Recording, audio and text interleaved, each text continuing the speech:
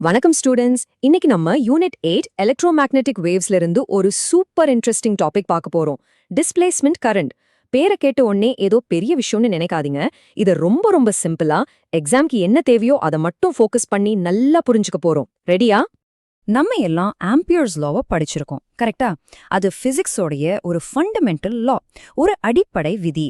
ஆனா உங்களுக்கு தெரியுமா, சில நேரத்துல அந்த லா ஒர்க் ஆகாது, அது ஃபெயில் ஆயிடுது. எப்படி?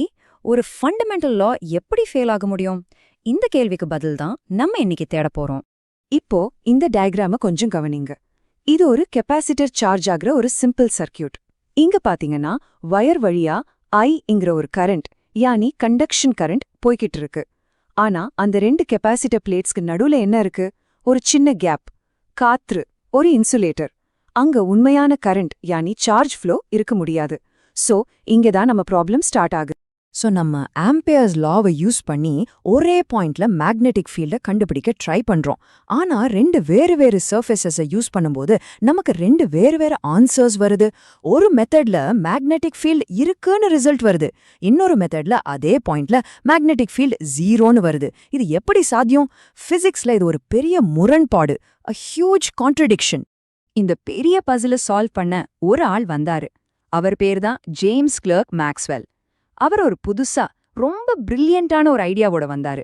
அத நம்ம சிம்பிளா ஒரு கோஸ்ட் கரண்ட்னு சொல்லிக்கலாம். ஏன் கோஸ்ட் கரண்ட்? ஏன்னா அது உண்மையாவே ஒரு கரண்ட் இல்ல, ஆனா ஒரு கரண்ட் மாதிரியே பிஹேவ் பண்ணும். இந்த கோஸ்ட் கரண்ட்டை புரிஞ்சுக்கிறதுக்கு ஒரு சூப்பர் அனாலஜி இருக்கு. ஒரு ட்ராம்ப்ளினை இமேஜின் பண்ணிக்கோங்க. நீங்க அத மேலிருந்து உங்க கையால அழுத்துறீங்க. உங்க கை என்ன ட்ராம்ப்ளினை கிழிச்சுக்கிட்டு உள்ள போகுதா? இல்ல. ஆனா நீங்க கொடுக்கிற அந்த அழுத்தத்தோட இஃபெக்ட், அந்த புஷ், ட்ராம்ப்ளினுக்கு அடியில உணரப்படும் இல்லையா? எக்ஸாக்ட்லி அந்த மாதிரி தான் ஒரு சேஞ்சிங் எலக்ட்ரிக் ஃபீல்டும். அந்த கேப்ல சார்ஜ் ஃப்ளோ ஆக வேணாம், ஆனா அந்த இ ஃபீல்ட மாறுறதோட இஃபெக்ட் அந்த கேப்பை தாண்டி போகும். ஓகே ஸ்டூடெண்ட்ஸ், இது உங்க என்சிஆர்டி டெக்ஸ்ட் புக்ல இருக்கிற எக்ஸாக்ட் டெஃபினிஷன். எக்ஸாம்ல இதே எழுதுனா ஃபுல் மார்க்ஸ் கிடைக்கும். சோ டிஸ்பிளேஸ்மெண்ட் கரண்ட் என்னன்னா, எந்த ஒரு இடத்துல எலக்ட்ரிக் ஃபீல்டும் அதனால வர்ற எலக்ட்ரிக் ஃப்ளக்ஸும் டைமை பொறுத்து மாறிக்கிட்டே இருக்கோ அங்க உருவாகிற ஒரு கரண்ட் தான் அது. இதுதான் அந்த magic formula. ID equals epsilon naught times d∅e/dt. இங்க ஐடிங்கிறது டிஸ்பிளேஸ்மெண்ட் கரண்ட், எப்சிலான் நாட் அப்படிங்கிறது ஒரு கான்ஸ்டன்ட். சோ அத பத்தி பெருசா கவலைப்பட வேணா. இங்க ஹீரோ யாருன்னா d∅e/dt தான், அதாவது rate of change of electric flux.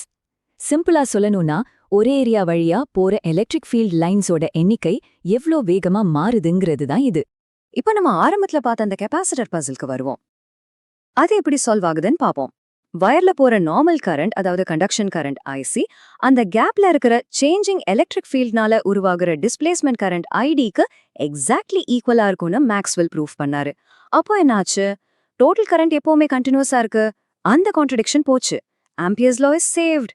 சரி, இந்த கான்செப்டை நல்லா மனசுல பதிய வைக்க ஒரு சின்ன ரொம்ப சிம்பிளான ப்ராப்ளம் சால்வ் பண்ணி பார்ப்போம், ஓகேவா? இங்க பாருங்க, ப்ராப்ளம்ல என்னெல்லாம் கொடுத்திருக்காங்கன்னு. Rate of change of electric field யானி dE/dt 10⁵. கெப்பாசிட்டர் பிளேட்ஸோட area A 0.01 square metre. Epsilon நாட்டோட வேல்யூ நமக்கு தெரியும், அது கான்ஸ்டன்ட். நம்ம formula ID equals epsilon naught times A times dE/dt. வாங்க இப்போ வேல்யூஸை சப்ஸ்டியூட் பண்ணலாம். சோ அந்த வேல்யூஸ் எல்லாம் ஃபார்முலால போட்டு மல்டிப்ளை பண்ணா நமக்கு கிடைக்கிற ஃபைனல் ஆன்சர் 8.85 நானோ ஆம்பியர்ஸ். இது ரொம்ப ரொம்ப சின்ன கரண்ட் தான். ஆனா பாயிண்ட் அது இல்ல. பாயிண்ட் என்னன்னா, ஒரு சேஞ்சிங் எலக்ட்ரிக் ஃபீல்ட் உண்மையாவே ஒரு மெஷரபிள் கரண்ட் எஃபெக்ட உருவாக்குதுங்கிறத இது ப்ரூவ் பண்ணுது. இப்போ ரொம்ப கவனம். எக்ஸாம்ல நிறைய ஸ்டூடெண்ட்ஸ் தெரிஞ்சோ தெரியாமையோ செய்யற சில தவறுகள் பத்தி பார்க்க போறோம்.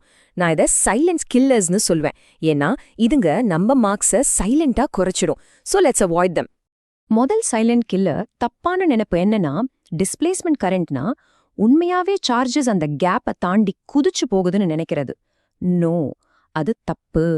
கரெக்ட் ஐடியா என்னன்னா, டிஸ்பிளேஸ்மெண்ட் கரண்ட் ஒரு உண்மையான கரண்டே கிடையாது. அங்க சார்ஜஸ் மூவ் ஆகாது. அது ஒரு சேஞ்சிங் எலக்ட்ரிக் ஃபீல்ட், ஆனா ஒரு கரண்ட் மாதிரி ஆக்ட் பண்ணும். அது ஒரு மேக்னெட்டிக் ஃபீல்டை கிரியேட் பண்ணும். அதுதான் பாயிண்ட். ரெண்டாவது சைலண்ட் கில்லர், ராங் ஐடியா.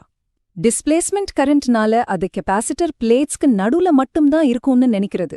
அதுவும் தப்புதான். சரியான கான்செப்ட் எங்க எல்லாம் ஒரு எலக்ட்ரிக் ஃபீல்ட் டைமை பொறுத்து மாறுதோ யானி dE/dt 0 இல்லையோ அங்கெல்லாம் கண்டிப்பா டிஸ்பிளேஸ்மெண்ட் கரண்ட் இருக்கும். இது ஒரு universal principle. Capacitor is just a good example. அவ்வளோதான். சரி, ஏன் நம்ம இந்த கோஸ்ட் கரண்ட் பத்தி இவ்ளோ நேரம் பேசிக்கிட்டு இருக்கோம்? எதுக்கு இவ்ளோ இம்பார்ட்டன்ஸ்? ஏன்னா இந்த ஒரு சின்ன ஐடியா பிசிக்ஸோடைய ஹோல் கோர்ஸவே மாத்தி அமைச்சிடுச்சு. அது எப்படின்னு பாப்போமா? இந்த லாஜிக்கல் ஃப்ளோவை கொஞ்சம் பாருங்க. ஃபர்ஸ்ட், ஆம்பியர்ஸ் லா குறையோட இருந்துச்சு. செகண்ட், மேக்ஸ்வெல் டிஸ்பிளேஸ்மெண்ட் கரண்ட்ங்கிற ஐடியாவை அது கூட சேர்த்தாரு. தேர்ட், அந்த லா இப்போ கம்ப்ளீட் ஆகி இன்னும் பவர்ஃபுல்லா ஆகி ஆம்பியர் மேக்ஸ்வெல் லான்னு மாறிடுச்சு. அண்ட் ஃபோர்த், அண்ட் இதுதான் த மோஸ்ட் பியூட்டிஃபுல் பார்ட், இந்த புதிய கரெக்டான லா தான் எலக்ட்ரோமேக்னெட்டிக் வேவ்ஸ்னு இருந்தே ஆகணும்னு முன்கூட்டியே ப்ரிடிக்ட் பண்ணுச்சு. லைட், ரேடியோ வேவ்ஸ், எக்ஸ்ரேஸ் எல்லாத்தையுமே. இத நம்ம ஒரு கவிதை மாதிரி சொல்லணும்னா, மாறும் எலக்ட்ரிக் ஃபீல்ட் ஒரு மேக்னெட்டிக் ஃபீல்டை உருவாக்கும், அண்ட் மாறும் மேக்னெட்டிக் ஃபீல்ட் திரும்ப ஒரு எலக்ட்ரிக் ஃபீல்டை உருவாக்கும். இவங்க 2 பேரும் ஒன்னா சேர்ந்து எம்டி ஸ்பேஸ்ல ஒரு நான் ஸ்டாப் டான்ஸ் ஆடிக்கிட்டே போகும். இந்த பியூட்டிஃபுல் டான்ஸ் தான் எலக்ட்ரோமேக்னெட்டிக் வேவ். ஓகே, ஃபைனலா உங்க எக்ஸாம்காக ஒரு குவிக் சம்மரி. இந்த பாயிண்ட்ஸை ஞாபகம் வச்சுக்கோங்க. 1. டிஸ்பிளேஸ்மெண்ட் கரண்ட் டைமை பொறுத்து மாறக்கூடிய எலக்ட்ரிக் ஃப்ளக்ஸ்னால வருது. 2. Formula ID = ε0d∅e/dt. 3. இது உண்மையான சார்ஜ் ஃப்ளோ இல்ல, ஆனா கண்டக்ஷன் கரண்ட் மாதிரியே ஒரு மேக்னெட்டிக் ஃபீல்டை ப்ரொடியூஸ் பண்ணும். 4. ஒரு கெப்பாசிட்டருக்குள்ள ID = IC. And 5. Most importantly, இந்த கான்செப்ட் தான் மேக்ஸ்வெல்ஸ் ஈக்குவேஷன்ஸை கம்ப்ளீட் பண்ணி எலக்ட்ரோமேக்னெட்டிக் வேவ்ஸை ப்ரெடிக்ட் பண்ணுச்சு.